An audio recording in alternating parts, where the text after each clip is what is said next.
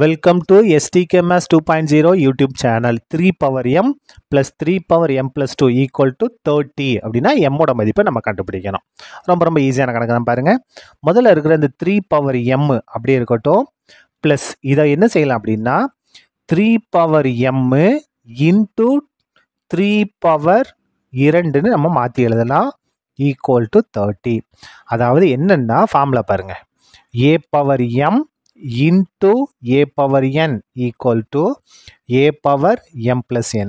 அடிமான சமன்பாடு பெருக்கல் அடுக்குகளை கூட்டலாம். அப்போ அடுக்கு கூட்டல் நம்ம என்ன செய்யலாம், அந்த மாதிரி பிரித்து எழுதலாம். இப்போ பாருங்க, இங்கே அடுக்கு கூட்டல் இருக்கா, அப்போ என்ன செஞ்சிடும், 3 அடுக்கு m பெருக்கல் 3 அடுக்கு 2ன்னு பிரித்து எழுதிட்டோம். இந்த மாதிரி எழுதலாம். இப்போ பாருங்க, இதில் எது பொதுவாக இருக்குது, இந்த 2 உறுப்பில் 3 அடுக்கு m பொதுவாக இருக்குது. அந்த 3 அடுக்கு m நம்ம பொதுவாக எடுத்துருவோம்.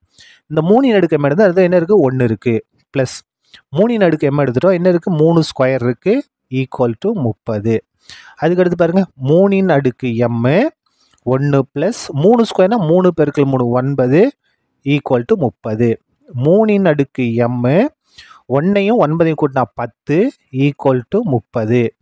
3 அடுக்கு m ஈக்குவல் டு 30.